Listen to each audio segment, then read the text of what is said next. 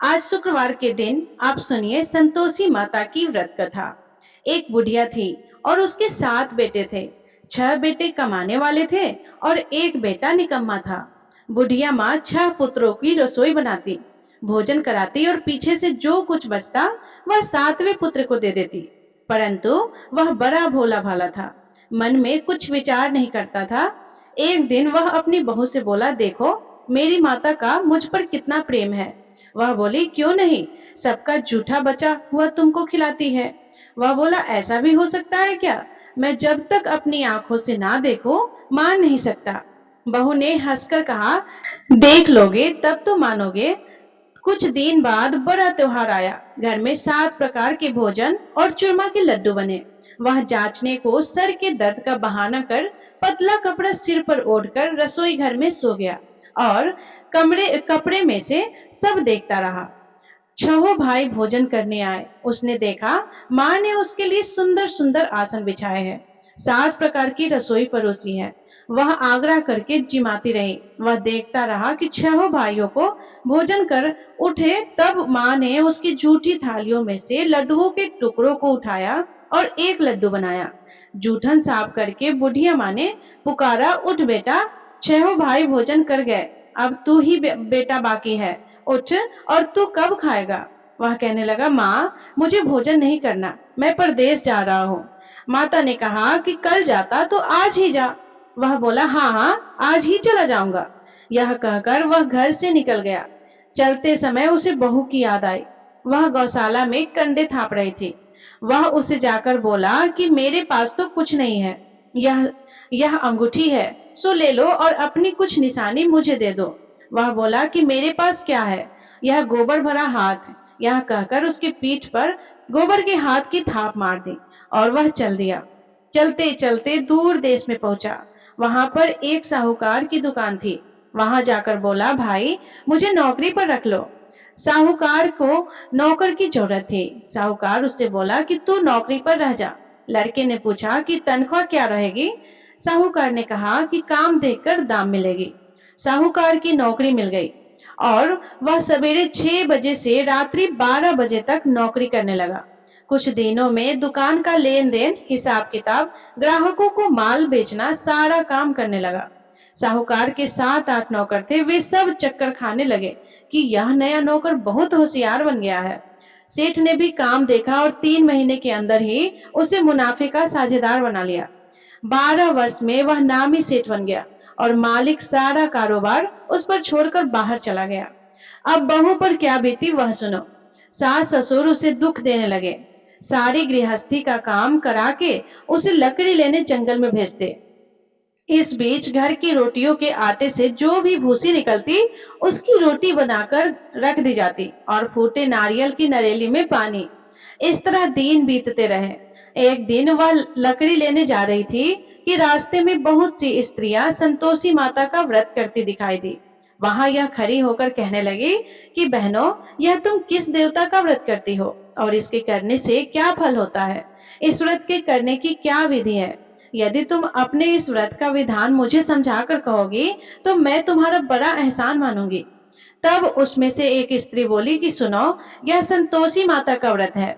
इसके करने से निर्धनता, दरिद्रता का नाश होता है, लक्ष्मी आती है, मन की चिंताएं दूर होती है, घर में सुख होने से मन को प्रसन्नता और शांति मिलती है, त्रिपुत्री को पुत्र मिलता है, प्रीतम बाहर गया हो तो शीघ्र आता है, कुंवारी कन्या को मनपसंद वर मिलता है, राजद्वार में बहुत दिनों से मुकदमा चलता हो तो वह भी खत्म हो जाता है, कलह कलेश की निवृत्ति हो, सुख शांति हो, घर में धन जमा हो, पैसा जायदाद का लाभ हो और भी मन में जो कुछ कामना हो वह सब इस संतोषी माता की कृपा से पूरी होती है। स्त्री कहने लगी कि 1.25 आने का गुड़ चना लेना, इच्छा हो तो 5.25 आने का लेना या 1.25 का भी सहूलियत के अनुसार ही लेना, बिना परेशानी, श्रद्धा और प्रेम से जितना भी बन सके सवाया लेना। 5.25 पैसे से 5.25 आने तथा इससे भी ज्यादा शक्ति और भक्ति के अनुसार ले लेना। हर शुक्रवार को निराहार रहकर कथा कहना और सुनना, इसके बीच क्रम टूटे नहीं, लगातार नियम पालन करते रहना। सुनने वाला कोई ना मिले तो घी का दीपक जलाकर उसके आगे जल के पात्र को रखकर कथा कहना, परंतु नियम न टूटे। जब तक कार्य सिद्ध न हो नियम पालन करना और कार्य सिद्ध हो जाने पर व्रत का उद्यापन करना। 3 मास में माता फल पूरा करती है। यदि किसी के खोटे ग्रह हो तो भी माता 1 वर्ष में अवश्य कार्य सिद्ध करती है। कार्य सिद्ध होने पर ही उद्यापन करना चाहिए, बीच में नहीं करना चाहिए। उद्यापन में 2.5 सेर आटे का खाजा तथा इसी अनुसार से खीर तथा चने का साग बनाना। 8 लड़कों को भोजन कराना। जहां तक मिले देवर, जेठ, भाई, बंधु, कुटुंब के लड़के लेना। ना मिले तो रिश्तेदारों और पड़ोसियों के लड़के बुलाना। उन्हें भोजन कराकर यथाशक्ति दक्षिणा देना और माता का नियम पूरा करना। उस दिन घर में कोई खटाई नहीं बनाना। यह सब सुनकर बुढ़िया की बहू वहां से चल दी। रास्ते में लकड़ी के बोझ को बेच दिया और उन पैसों से गुड़ चना लेकर माता के व्रत की तैयारी करने लगी। आगे चली और सामने मंदिर है। यह सुनकर माता की मंदिर में जाकर माता के चरणों में लौटने लगी और इसके बाद वह माँ से विनती करने लगी कि हे माँ, मैं निपट मूर्ख हूँ, व्रत के नियम कुछ नहीं जानती, मैं बहुत दुखी हूँ। हे माता जगजननी, मेरा दुख दूर करो, मैं आपकी शरण में हूँ। माता को दया आई। एक शुक्रवार बीता कि दूसरे शुक्रवार को ही इसके पति का पत्र आया और तीसरे को उसके भेजा हुआ पैसा भी आ गया। यह देखकर जेठानी मुंह सिकोड़ने लगी। इतने दिनों में इतना पैसा आया है, इसमें क्या बढ़ाव है। लड़के ताने देने लगे कि काकी के पास अब पत्र आने लगे, रुपए आने लगे, अब तो काकी की खातिर बढ़ जाएगी, अब तो काकी बुलाने से भी नहीं बोलेगी। बेचारी सरलता से यह कहती कि भैया पत्र आएगा, रुपए आएंगे तो हम सबके लिए अच्छा है। ऐसा कहकर आंखों में आंसू भरकर संतोषी माता के मंदिर में आकर माँ तेश्वरी के चरणों में गिरकर रोने लगी। माँ, मैंने तुमसे पैसा नहीं मांगा, मुझे पैसे से क्या काम है, मुझे तो अपने सुहाग से काम है। मैं तो अपने स्वामी के दर्शन और सेवा मांगती हूँ। तब माता ने प्रसन्न होकर कहा, जा बेटी, तेरा स्वामी आएगा। यह सुनकर खुशी से वह बावली होकर घर जाकर काम करने लगी। अब संतोषी माँ विचार करने लगी कि इस भोली पुत्री से मैंने कह तो दिया है कि तेरा पति आएगा, पर आएगा कहाँ से। वह तो इसे स्वप्न में भी याद नहीं करता है, इसे याद दिलाने तो मुझे ही जाना पड़ेगा। इस तरह माता उस बुढ़िया के बेटे के पास जाकर स्वप्न में प्रकट होकर कहने लगी, साहूकार के बेटे, सोता है या जागता है। वह कहता है कि माता, सोता भी नहीं हो और जागता भी नहीं हो, बीच में ही हो, कहो क्या आ गया है।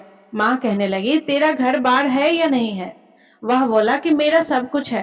माता, मेरे पास माँ बाप भाई बहन बहू क्या की कमी है। माँ बोली, पुत्र, तेरी घरवाली कष्ट उठा रही है, माँ बाप उसे दुख दे रहे हैं, वह तेरे लिए तरस रही है, तू उसकी सूध ले। वह बोला, हाँ माता, यह तो मुझे मालूम है, परंतु जाऊं कैसे। परदेश की बात है, लेन देन का कोई हिसाब नहीं है, कोई जाने का रास्ता नजर नहीं आता, कैसे चला जाऊं। माँ कहने लगी कि मेरी बात मान, सवेरे नहा धोकर संतोषी माता का नाम लेकर घी का दीपक जलाकर दंडवत कर दुकान पर जा बैठना।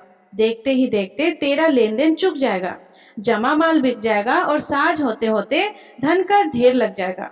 अब तो वह सवेरे बहुत जल्दी उठकर मित्र बंधुओं से अपने सपने की बात कहता। वे सब उसकी बात अनसुनी करके खिल्ली उड़ाने लगे। कहीं सपने भी सच होते हैं। एक बूढ़ा बोला कि देख भाई, मेरी बात मान, इस तरह साच झूठ कहने के बदले देवता ने जैसा कहा है वैसा ही करना, तेरा क्या जाता है। अब बूढ़े की बात मानकर वह नहा धोकर संतोषी माता को दंडवत कर घी का दीपक जलाकर दुकान पर जा बैठता है। थोड़ी देर में वह क्या देखता है कि देने वाले रुपये लाए, लेने वाले हिसाब लाए। कोठे में भरे सामानों के खरीदार नगद में सौदा करने लगे। शाम तक धन का ढेर लग गया। मन में माता का नाम लेकर प्रसन्न होकर घर जाने के वास्ते गहना कपड़ा सामान खरीदने लगा। यहाँ के काम से निपट घर को रवाना हुआ। उधर बहू बेचारी जंगल में लकड़ी लेने जाती है। लौटते वक्त माता जी के मंदिर पर विश्राम करती है। वह तो उसका रोज रुकने का स्थान ही था। दूर धूल हो रही उड़ती देखकर वह माता से पूछती है, हे माता, यह धूल कैसी उड़ रही है। माँ कहती है कि हे पुत्री, तेरा पति आ रहा है, अब तू ऐसा कर, लकड़ियों के 3 बोझ बना ले, एक नदी के किनारे रख, दूसरा मेरे मंदिर पर और तीसरा अपने सिर पर रख। तेरे पति को लकड़ी का गट्ठा देकर मोह पैदा होगा। वह यहाँ रुकेगा, नाश्ता पानी बनाकर खाकर माँ से मिलने जाएगा। तू लकड़ी का बोझ उठाकर जाना और बीच चौक में गट्ठर लाकर 3 आवाजें जोर से लगाना। लो सासू जी, लकड़ियों का गट्ठर लाई हूँ, भूसे की रोटी दो, नारियल के खोपरे में पानी दो, आज कौन मेहमान आया है। माँ की यह बात सुनकर वह बहुत अच्छा माताजी कहकर प्रसन्न मन से होकर लकड़ियों के 3 गट्ठे ले आई। एक नदी के तट पर, एक माता के मंदिर पर रखा और इतने में ही वह मुसाफिर आ पहुंचा। सूखी लकड़ी देखकर उसकी इच्छा हुई कि अब यहीं निवास करे और भोजन बनाकर खा पीकर गांव जाए। इस प्रकार भोजन बनाकर विश्राम कर लेकर गांव को गया। उसी समय बहू सिर पर लकड़ी का गट्ठा लिए आती है। उसे आंगन में डालकर जोर से 3 आवाज देती है। लो सासू जी, लकड़ी का गट्ठर लो, भूसे की रोटी दो, नारियल के खोपरे में पानी दो, आज कौन आया है। यह सुनकर उसकी सास अपने दिए हुए कष्टों को भुलाने हेतु कहती है, बहू ऐसा क्यों कहती हो, तेरा मालिक ही तो आया है, बैठ मीठा भात खाकर कपड़े गहने पहन। इतने में आवाज सुनकर उसका स्वामी बाहर आता है और अंगूठी देखकर व्याकुल हो जाता है। माँ से पूछता है कि माँ यह कौन है। माँ कहती है, बेटा यह तेरी बहू है, आज 12 वर्ष हो गए, जब से गया है तब से सारे गांव में जानवर की तरह भटकती फिरती है, काम काज कर घर का कुछ नहीं करती, 4 समय आकर खा जाती है। अब तुझे देखकर भूसे की रोटी और नारियल के खोपरे में पानी मांगती है। वह लज्जित होकर बोला, ठीक है माँ, मैंने इसे भी देखा और तुम्हें भी, अब मुझे दूसरे घर की चाबी दे दो, मैं उसमें रहूंगा। माँ बोली कि ठीक है बेटा, जैसी तेरी मर्जी। यह कहकर माँ ने चाबी का गुच्छा उसे दे दिया। उसने लेकर दूसरे कमरे को खोलकर सारा सामान जमाया और एक दिन में ही वहां राजा के महल जैसा ठाट बाट बन गया। अब क्या था, वह सुख भोगने लगी। इतने में अगला शुक्रवार आया। उसने अपने पति से कहा कि मुझे माता का उद्यापन करना है। उसका पति बोला कि बहुत अच्छा, कर लो, अपनी खुशी से यह भी कर लो। तुरंत ही वह उद्यापन की तैयारी करने लगी। जेठ के लड़के को भोजन के लिए कहने लगी। उसने मंजूर किया, परंतु पीछे जेठानी अपने बच्चों को सिखाती है, देखो भोजन के समय सब लोग खटाई मांगना, जिससे इसका उद्यापन पूरा ना हो। लड़के खाना खाने आए, खीर पेट भर करके खाए, परंतु बात याद आते ही कहने लगे कि हमें कुछ खटाई खाने को दो, खीर खाना हमें नहीं भाता। यह देखकर अरुचि होती है। बहू कहने लगती है कि खटाई किसी को नहीं दी जाएगी, यह तो संतोषी माता का प्रसाद है। लड़के उठकर खड़े हुए और बोले, पैसे ही दे दो। बहू भोली भाली थी, कुछ जानती नहीं थी, सो उन्हें पैसे दे दी। लड़के उसी समय उठकर इमली लेकर खाने लगे। यह देखकर बहू पर माता ने कोप किया। राजा के दूत उसके पति को पकड़ कर ले गए और जेठ जेठानी मनमाने खोटे वचन कहने लगे। लूट लूट कर धन इकट्ठा कर लाया था, सो राजा के दूत उसे पकड़ ले गए हैं। अब सब मालूम हो जाएगा जब जेल की रोटी खाएगा। बहू से यह वचन सहन नहीं हुआ। रोती रोती माता के मंदिर में गई और बोली, हे माता, तुमने यह क्या किया, हंसाकर क्यों रुलाती हो। माता बोली, पुत्री, तूने उद्यापन करके मेरा व्रत भंग किया है, इतनी जल्दी सब बातें भूल जाती हो। वह कहने लगी, माता भूली तो नहीं हूँ, ना कुछ अपराध किया है, मुझे तो लड़के ने भूल में डाल दिया था, मैंने भूल से उन्हें पैसे दे दिए, मुझे क्षमा करो माँ। माँ बोली कि ऐसी भी कहीं भूल होती है। वह बोली, माँ मुझे माफ कर दो, मैं फिर तुम्हारा उद्यापन करूंगी। माँ बोली, अब भूल मत करना। वह बोली कि अब भूल नहीं होगी माता, अब बताओ वे कैसे आएंगे। माँ बोली कि जा पुत्री, तेरा मालिक तुझे रास्ते में ही मिल जाएगा। वह निकली, रास्ते में पति आता मिला तो उसने पूछा कि तुम कहाँ गए थे। वह कहने लगा, इतना धन जो कमाया है उसका टैक्स राजा ने मांगा था, वह भरने गया था। वह प्रसन्न होकर बोली, अच्छा हुआ, अब घर चलो। कुछ दिन बाद फिर शुक्रवार आया तो वह बोली, मुझे माता का उद्यापन करना है। पति ने कहा कि कर लो। वह फिर सेठ के लड़कों से भोजन को कहने लगी तो जेठानी ने 1-2 बातें सुनाई और लड़के को सिखा दिया कि तुम पहले ही खटाई मांग लेना। लड़के कहने लगे कि हमें खीर खाना नहीं भाता, कुछ खटाई खाने को दो। तो बहू बोली कि खटाई खाने को तो नहीं मिलेगी, खाना हो तो खाओ। यह कहकर ब्राह्मणों के लड़के लाकर भोजन कराने लगे। यथाशक्ति दक्षिणा की जगह एक एक फल उन्हें दिया। इससे संतोषी माता प्रसन्न हुई। माता की कृपा होते ही 9वें मास उसको चंद्रमा के समान सुंदर पुत्र प्राप्त हुआ। वह पुत्र को लेकर प्रतिदिन माता जी के मंदिर को जाने लगे। माँ ने सोचा कि यह रोज आती है, आज क्यों न मैं इसके घर चलूं, इसका आसरा देखूं तो सही। यह विचार कर माता ने भयानक रूप बनाया। गुड़ और चने से सना मुख, ऊपर से सूर्य के समान होठ, उस पर मक्खियां भिनभिना रही थी। दहलीज में पैर रखते ही उसकी सास चिल्लाई, देखो कोई चुड़ैल डाकनी चली आ रही है, लड़को इसे भगाओ नहीं तो किसी को खा जाएगी। लड़के डरने लगे, चिल्लाकर खिड़की बंद करने लगे। बहू रोशनदान में से देख रही थी। प्रसन्नता से पगली होकर चिल्लाने लगी कि आज मेरी माता मेरे घर आई है। यह कहकर बच्चे को दूध पिलाने से हट जाती है। इतने में सास का क्रोध फूट पड़ा। वह बोली कि इसे देखकर कैसे उतावली हुई हो, जैसे जो बच्चे को पटक दिया है। इतने में माँ के प्रताप से जहां देखो वहां लड़के ही लड़के नजर आने लगे। बहू बोली कि माँ जी, मैं जिन माता का व्रत करती हूँ, यह वह संतोषी माता है। इतना कहकर झट से सारे घर के किवाड़ खोल देती है और सबने माता के चरण पकड़ लिए और विनती कर कहने लगे, हे माता, हम मूर्ख हैं, अज्ञानी हैं, तुम्हारे व्रत की विधि हम नहीं जानते। तुम्हारा व्रत भंग करके हमने बहुत बड़ा अपराध किया है। हे माता, बहू को जैसा फल दिया वैसा सबको देना। जो भी यह कथा पढ़ेगा या सुनेगा उसके सभी मनोरथ को पूर्ण करना। प्रेम से बोलिए संतोषी माता की जय। प्रिय श्रोताओं, आइए अब सुनते हैं संतोषी माता की आरती। ओम जय संतोषी माता, मैया जय संतोषी माता, अपने सेवक जन की, अपने सेवक जन की सुख संपत्ति दाता। जय संतोषी माता, सुंदर चीर सुनहरी माँ धारण कीनो, हीरा पन्ना दमके तन श्रृंगार लियो। जय संतोषी माता, गिरु लाल छटा छवि वदन कमल सोहे, वदन कमल सोहे। मंद हसत करुणा में, मंद हसत करुणा में, त्रिभुवन जन मोहे। जय संतोषी माता, स्वर्ण सिंहासन बैठी, चवर दुरे प्यारे, मैया चवर दुरे प्यारे। धूप दीप मधुमेवा, धूप दीप मधुमेवा, भोग धरे न्यारे।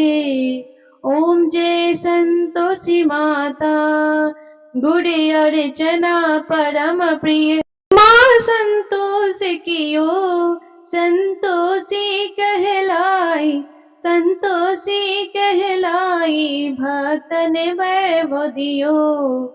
जय संतोषी माता, शुक्रवार प्रिय मानते, आज दिवस सोही, मैया आज दिवस सोही। भक्त मंडली छाई, कथा सुनत मोही। जय संतोषी माता, मंदिर जगमग ज्योति, मंगल ध्वनि छाई, मैया मंगल ध्वनि छाई। विनय करे हम बालक, चरणन सिर नाई। जय संतोषी माता, भक्ति भाव में पूजा अंगीकृत कीजय, मैया अंगीकृत कीजय। जो मन बसे हमारे, जो मन बसे हमारे, इच्छा फल दीजिए। जय संतोषी माता, दुख दरिद्री रोगी संकट मुक्त किए, मैया संकट मुक्त किए। बहु धन्य ध्यान भरे, घर सुख सौभाग्य दिए। जय संतोषी माता, ध्यान धरो जो नर, तेरो मन वांछित फल पायो। पूजा कथा श्रवण कर, पूजा कथा श्रवण कर घरे आनंद आयो।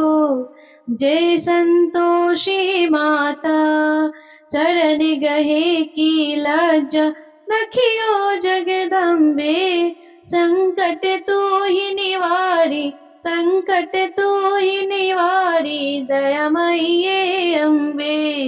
जय संतोषी माता, संतोषी माँ की आरती जो कोई नर गावे, माया जो कोई नर गावे, रिद्धि सिद्धि सुख संपत्ति जी भर कर पावे। जय संतोषी माता, जय संतोषी माता, मैया जय संतोषी माता। अपने सेवक जन की, अपने सेवक जन की सुख संपत्ति दाता। जय संतोषी माता। प्रेम से बोलिए संतोषी माता की जय। प्रिय श्रोताओं, आपको आज की कथा पसंद आए तो वीडियो को लाइक करके चैनल को जरूर सब्सक्राइब करिएगा और कमेंट में जय संतोषी माता अवश्य लिखिएगा। राधे राधे, जय श्री कृष्णा।